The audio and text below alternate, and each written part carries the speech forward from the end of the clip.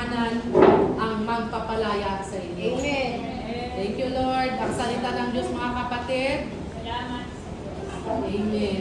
O pwede na tayong tumayo. Ay, umupo. Kung gusto nyo tumayo para mag-exercise kayo, pwede rin. O pwede naman umupo. Bago tayo pala mag-start,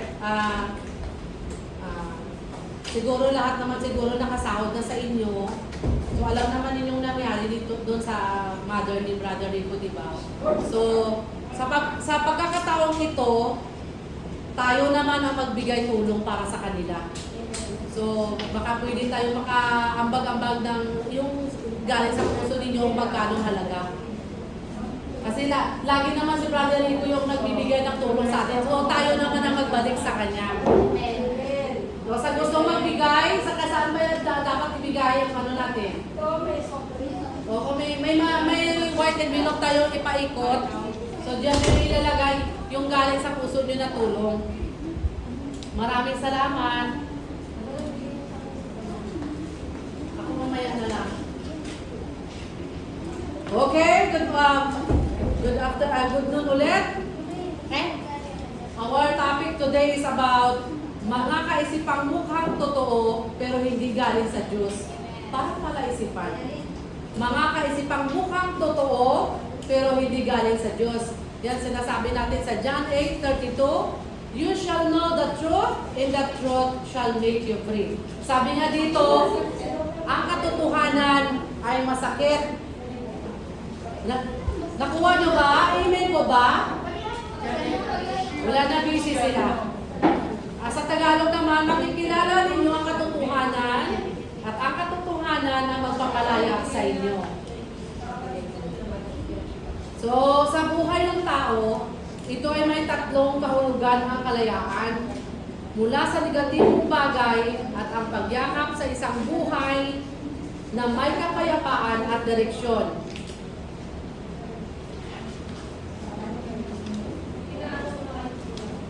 Naniwala ba kayo na pag tayo ay naglilingkod sa Lord, na dinadirect yung buhay natin? Amen!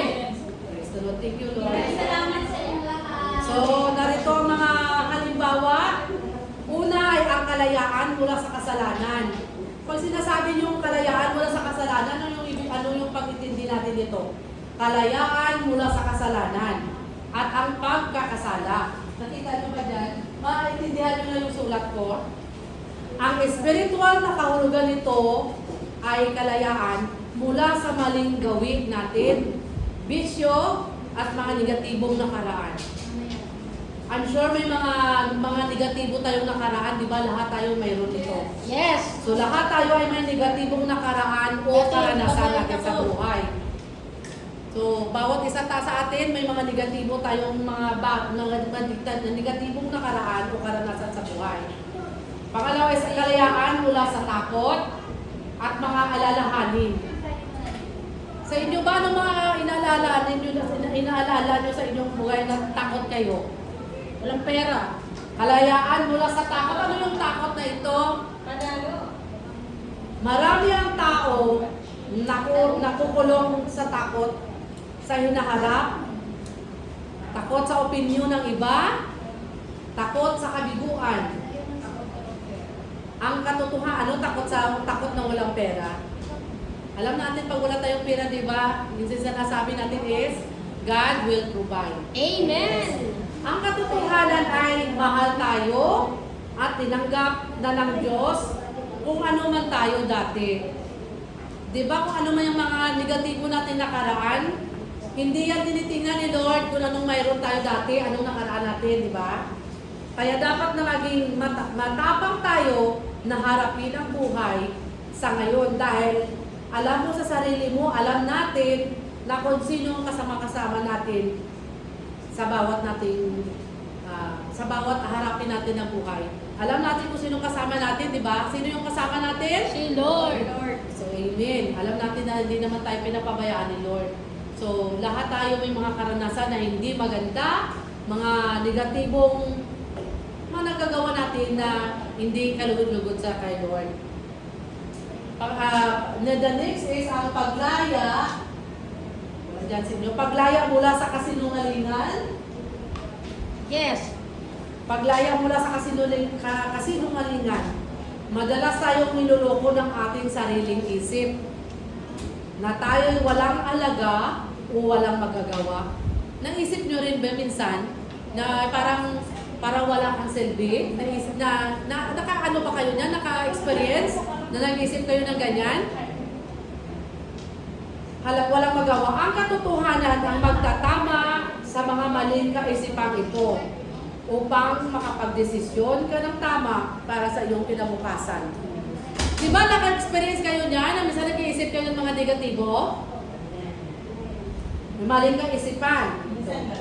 Sa madaling salita, ito ay isang pangako na kapag hinayaan mong manaig ang katotohanan sa ating puso at isipan, ikaw ay magiging malaya mula sa anumang bagay na pumipigil sa inyo maging tunay na masaya at mapayapa.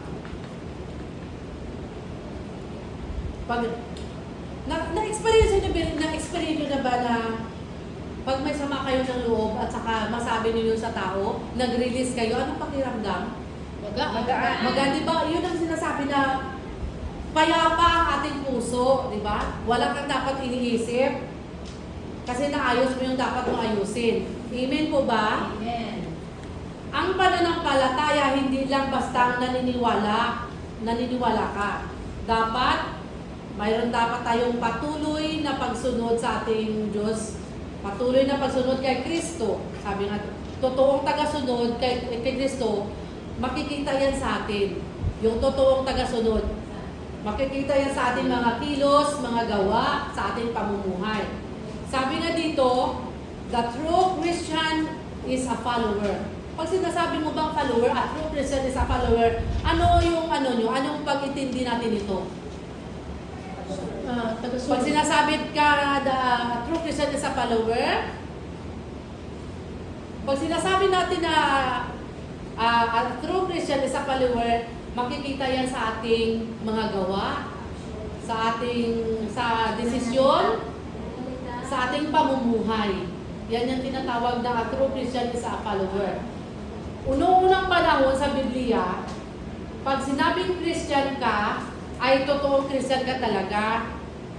Kasi nakikita ng tao ang paraan mo sa pamumuhay gaya ng katulad sa ating Panginoong Hesus. Kaya ang unang term na ginagamit sa Books of Acts nung unang panahon is yung parang pangungutya ka.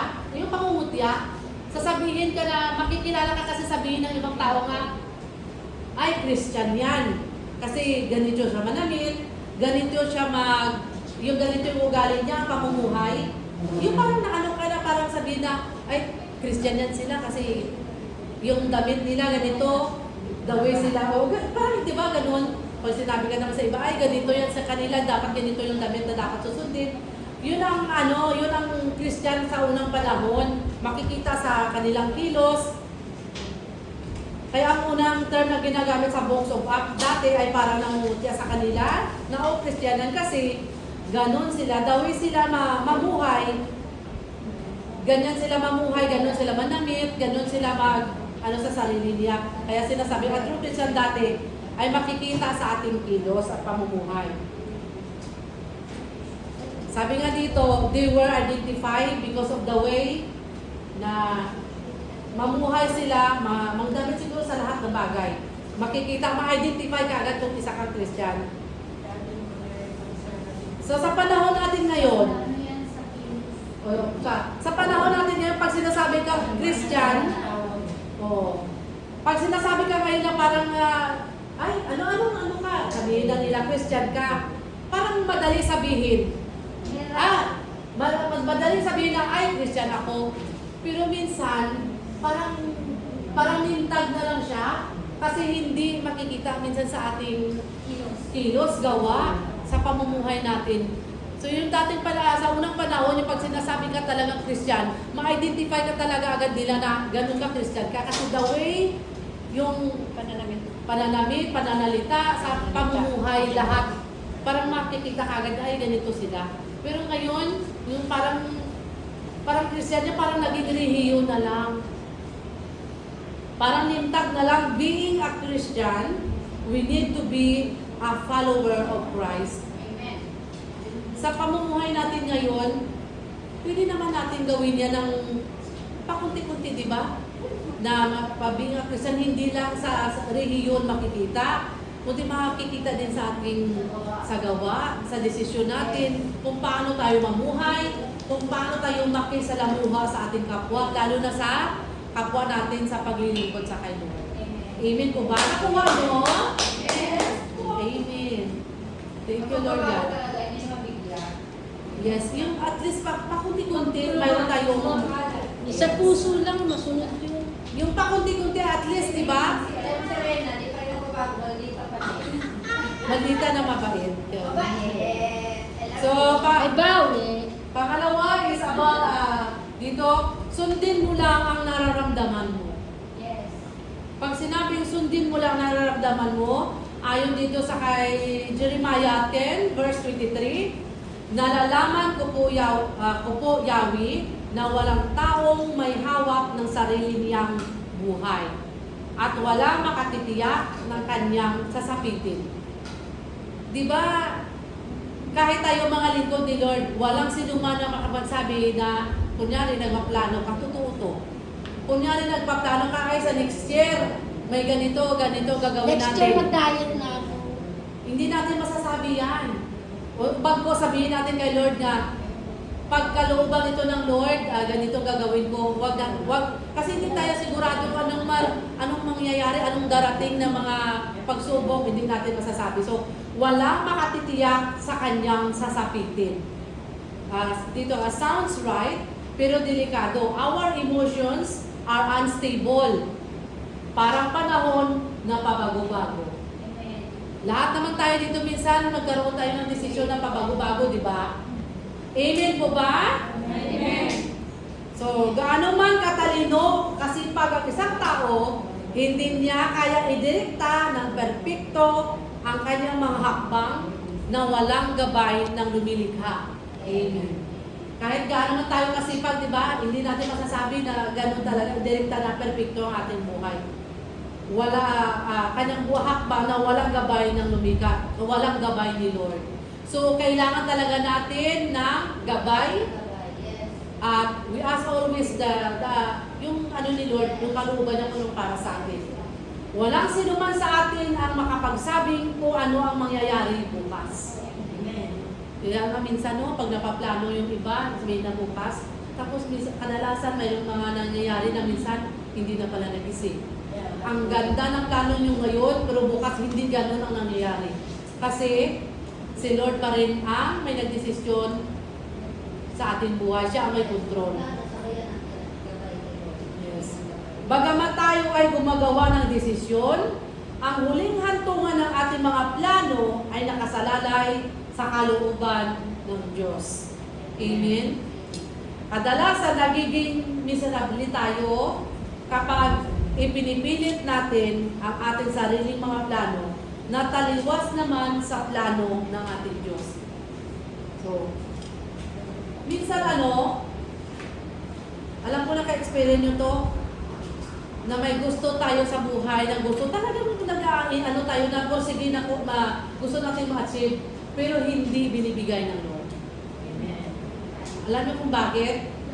Hindi yan hindi yan para sa atin, hindi yan ang kagustuhan ni Lord, at hindi yan makapabuti sa atin. So, ganito yung plano versus kalooban ni Lord. Hindi masama magplano. Ngunit kung may mga bagay na hindi nangyayari ayon sa gusto natin, matuto tayong mag-adjust at magtiwala na may mas magandang direksyon ang Diyos. Naniwala ba kayo dyan? Amen ba? Na pag talagang hindi kalooban ng Lord sa atin na mangyayari, hindi niya talaga ipagbibigay. Talagang gagawa siya ng paraan, gagawa siya talaga ng tao dito, parang malakid ba na hindi tayo matuloy? Ganyan kabuti ng Diyos. So, bawas stress, nababawasan ang ating kabalisahan o anxiety kapag alam nating hawak ng Diyos ang ating kinabukasan. So, dito yung importante pa rin yung guidance ni Lord sa buhay natin. So, may experience ako dito. Bali, 2023, dapat nakabalik na ako dito August 7, nung 2023. So, alam niyo ang nangyari? Napakabuti ni Lord kasi alam ni Lord na anong mas makapaganda sa atin. Flight ko na dapat nung August 7 nung 2023. Ano na lang, bali days na lang yung hinihintay ko. Ready na, may uisi na ako lahat, ticket, kumplito na. So alam nyo ba na nangyari? Nung ako, gusto pa talaga ng employer ko na kailangan ko mag-retake ng medical. So, ganito na nangyari. So pa-flight na ako. Alam niyo ba na ilang bisis na ako nag-abroad, ilang bisis na ako nagpa-x-ray, at never ako nagkaroon ng TV. Hindi sa TV sa harapan, hindi sa likod. Yes, parang ganun ang lumabas sa result. Imagine mo, nakagastos na ako ng 50,000. Inutang yun ng asawa ko sa company. Kasi yung process ko is Bacolod, so kailangan ko taga mag-ferry, umagat hapon yung papasahe ko 1,000. Plus pa yung mga expenses ko dun, mga 50,000 na ubos ko talaga. So nangyari, umana pa talaga ng yung employer na kailangan ko magpamedikal. So nagpamedikal ako isa, dalawa, tatlong beses. Alam niyo ba kung anong lumabas? Mayroon akong TB. So, ang ginawa ko, nag-another option na naman ako. So, 2 beses ako nagpa-extra sa kanila doon sa agency na yon at saka sa medical na yon na lumabas talaga, may something talaga sa likod ko. Pero wala naman parang siyempre hindi ko yan narasa. Sabi ko, how come? Na mayroon akong TB, na ilang beses ako nagpa-medical, pabalik-balik ng Hong Kong, nag-abroad, wala ako ng ganyan. So, yung ginawa ko, nagpa-medical na naman ako, nagpa-x-ray na naman ako ulit sa pang-international na OFW na another na parang, ano tawag dito, yung another na nagbe-medical. Lumabas doon, sabi niya, clear ka. At saka sa ganitong katawan mo, tandaan mo, walang mataba na tao na may TB. Kasi pumapayat dapat yan. So, gano'n na nangyari. Nagpa-check ako sa specialist na doktor, nag-another ulit ako doon sa isang doktor. Malaki din binayad ko, 1,000 din para sa mga ganyang specialista. So, sabi ng doktor, so, pinadala doon sa employer, 2 liter na talaga ng galing sa doktor certificate. Sabi niya, okay naman siya, baka nagkamali yung gano'n. Alam mo nangyari na ready to flight na ako, nag-give up yung employer. Flight ko na 3 days. Sabi ng gano'n na, sabi ng agency ko, sorry to inform you, na employer mo is nag-back out. So, unang-una yung pakiramdam na naubos na yung 50 mo, ready to flight ka na, anong unang-una mararamdaman yun, di ba? Disappointment, yes. Nandun na yung nanghihina ka, tapos sinasabi mo paano na lang. Sabi ko, inutang ng asawa ko yun, nakaubos ako ng 50,000, and then, na-cancel pa. Yung parang kumbaga nasayang ni lahat, yung 50,000 na yun, na-cancel pala ng employer ko yun. So, nang nangyari, parang nag-ano din ako, yung parang nasabi ko, baka may plano si Lord sa akin. Yan ang una talaga ko sabi ko, baka may plano si Lord sa akin. Pero nandun na yung isip ko na dapat ipatulpo ko na yun. Kasi, siyempre, hindi magkamatch yung result ng isa, hindi magkamatch doon sa una, isa, so there's a something, kasi yung ano na yun, yung parang pinapinamedikalan ko, parang marami ang nag-complain. Na mga sickman, marami ang complain na OFW na pinapabalik-balik sila, pagastos doon mismo. Bakit ayaw nila basahin yung medical na nanggaling sa labas, sabi daw nila, hindi yan sa amin. Pera. Hindi sa amin allowed yung gano'n na nagpa-medical ka sa labas. Kailangan sa kanila ka sa... Sabi ko, bakit na ganito? Ganitong labas ng medical ko, I'm okay. Sabi ko, bakit sa kanila?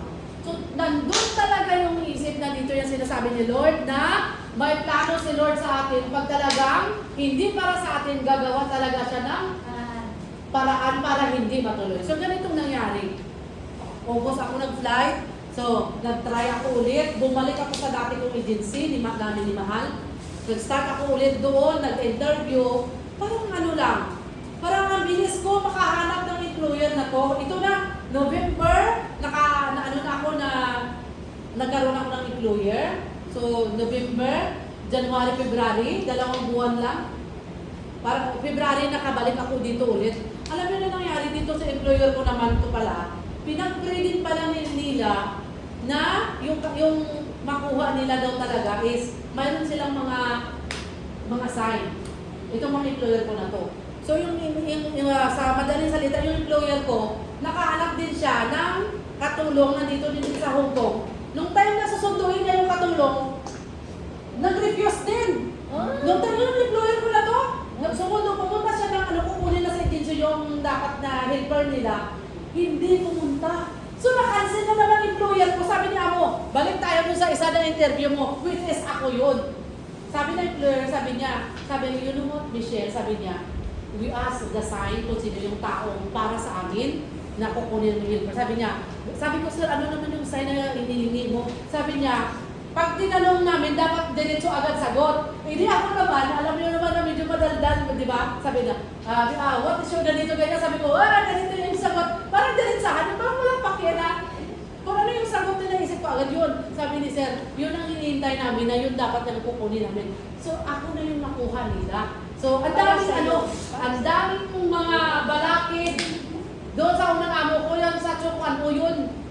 Sa Chongpan o, ang iniiling nila sa akin noon is 6 months walang day off. Yun ang employer ko, siguro talaga may plano si Lord sa akin. Ito ang sinasabi natin na ang Diyos ang nagbibigay sa atin ng direksyon. Ang Diyos nakakalan mo ng mga mabuti sa atin. Siguro hindi niya yun allowed na 6 months ako dito na walang day off. Sabi ko naman sa amo ko, nagprangka ako na, sabi ko naman baka sir, pwede 2 times Sunday at 2 times no holiday. So, parang gumawa talaga siya kasi pa-apply ka na tapos bigla niya yung result natin, mayroon kang TV na hindi, wala kang anon. So, yan ang natin, yun ang kagandahan ni Lord. Pag lahat ng desisyon natin, natin, ino-offer natin niya sa kay Lord kung anong dapat. At always prayer talaga. Pinaka-importante sa atin na bago tayo magdesisyon, magtanong muna tayo sa kay Lord kung ano bang dapat at ano makakabuti para sa atin. So, thank you Lord ako kasi ang Diyos talaga marunong kung anong makakabuti sa atin. Alam nang hindi ako doon, hindi para sa akin yun, hindi makakabuti or something hindi pa kami magkano ng employer. So, alam ni Lord, yun ang pinakamabuti, dito nga sabi niya, kadalasan nagiging miserable. Nakuha niyo ba to? Kadalasan nagiging miserable tayo kapag pinipilit natin ang ating sariling mga plano na taliwas sa plano ng Diyos. Amen po ba? Amen. Sino ba naka-experience dito na talagang ginawa ng paraan ni Lord na? Kaya sa lahat nating mga kapatid, bago tayo palagi magdesisyon, palagi nating mag-ask muna tayo kay Lord. Ganun ang ugali ko na bago ako magdesisyon, nag-ask talaga, mahilig ako mag-ask ng sign kay Lord. Sabi ko, Lord, na pag ito yung kalooban mo, ibibigay mo yung ganito. So, ganun. Yung pag-break ko dati sa yung pangalawang amo ko, hiningi ko yun kay Lord. Sabi ko, Lord, kung ito yung kalooban mo, sasabihin ko sa inyo, bigyan mo ako ng sign ngayon din araw na ito. Mayo 1 yun nung nagpapunta tayo dun sa wetland. Yes, wetland yun sa Yunlong, di ba? Alam na anong hiningi ko, Lord. Anong sinabi ko doon? Lord, pag itong kalooban mo, gusto ko hihingi ng sign sa'yo sa araw na ito, sa May 1 na to, makareceive ako ng magandang news galing sa asawa ko. Alam mo, hindi nyo ba alam na yun? Sa Jollibee tayo yun, di ba? Jollibee tayo doon o McDonald's yun. Nag-message yung asawa ko. Sabi niya, sa akin, ma, may good news ako. Yun ang talaga. On this spot, sabi ko, Lord, itong araw na to, Mayo 1 yun. Sabi ko, ma-receive ko tong sign na to. Pag na-receive ko to ng sign, magdidesisyon ako agad kasi alam ko na ito yung kalooban mo. Imagine mo, nag-text yung asawa ko na may magandang news ako sa'yo. Sabi ko, ano yun? Na-promote ako sa trabaho. Nag-supervisor ako. Imagine Lord, ang kabutihan ni Lord, alam niyo anong nangyari pagdating ko doon sa bahay. Nagpaalam agad ako kay ma'am. Alam mo, sinunod ko yun. Bakit? Yan ang kalooban ni Lord. May gusto siyang dapat ayusin ko. May gusto siyang dapat gawin ko. So, yun na yung nangyari. Pagdating ko doon, so yun yung amo ko, kumbaga yung amo ko doon, nagwawala. Kasi siyempre, nag-decide ako. Kasi sabi ko, alam niyo kung bakit. Panatag ang loob ko na uuwi ako kahit wala akong dalang. Kahit konti lang. Kasi kalooban ni Lord. Imagine mo mag-6 years ako doon sa Pilipinas na hindi man lang ako naguto. Mas lalo akong tumaba. Kasi alam niyo kung bakit? Kalooban niya ni Lord na hindi ka maghirap, di ba? Kasi yan ang kalooban ni Lord na uuwi ako. So, mas maganda yung pag nag-desisyon tayo saan natin lagi tayo humingi ng gabay at side kay Lord. Amen po ba? Palakpakan naman natin sa Lord. Bakit ang hina na palakpakan mo? Ano, blessed na rin ba kayo? So, nakuha nyo yung ibig. Nakuha nyo ba? Are you blessed? Yes. Na amen? Oh, thank you, Lord. Sa pagsunod na naman, sa halip na magreklamo, mas maganda kung lagi nating ipagpanalangin. Yes. Na, totoo naman eh, instead na magreklamo, alam mo, may ugali tayo, di ba? Minsan nakakalimutan natin, kahit ako, sabi, magrereklamo tayo, ganito, ganyan. Pero minsan, sabihin ko yung agad sa sarili ko, binabawi ko yung sabi ko nga, instead na magreklamo, ipanalangin natin sa kay Lord. So, minsan nakapagsasalita ko nga, ganito yung ulo ko, ganito, tapos minsan tatahimik ako bigla, sabi ko, oh, pala Lord, ikaw na yung bala sa ulo ko na to. Kasi yung ulo talaga ang diferensya sa employer ko. Siya talaga yung okay na yung employer mo, yung mga amo mo, pero not perfect talaga na may isa na yung parang medyo taliwas. Pero patuloy ko yan instead na minsan magreklamo. Natural yan sa atin na magreklamo. Minsan kasi sobrang masasaktan tayo. Instead na nandun na yung reklamo, pero nandun din yung panalangin natin. So hindi lang pwede lahat na sasabihin natin pag may hindi na maganda mangyari sa atin is magreklamo. Samaan din natin ng panalangin. Nakuha nyo ba? Amen? So we go to number 2. Unahin mo ang sarili mo bago ang iba. Diba? Unahin mo ang sarili mo bago ang iba. Parang awkward na unahin mo ang sarili mo bago iba. Ayon dito sa Philippians, Filipos 2 verse 3 and 4, huwag kayong gagawa ng anumang bagay dahil lamang sa hangad ninyong matanyag bagkos magpakababa kayo at huwag ipalagay na kayo'y mabuti kaysa iba. Ipagmalasakit ninyo ang kapakanan ng iba, hindi lang ang inyong sarili. Sabi niya, huwag kayong gagawa ng anumang bagay. Unahin mo ang sarili mo bago ang iba. So, dito naman sa explanation, true Christianity is not self-centered. Nakuha nyo ba? The true Christianity is not self-centered.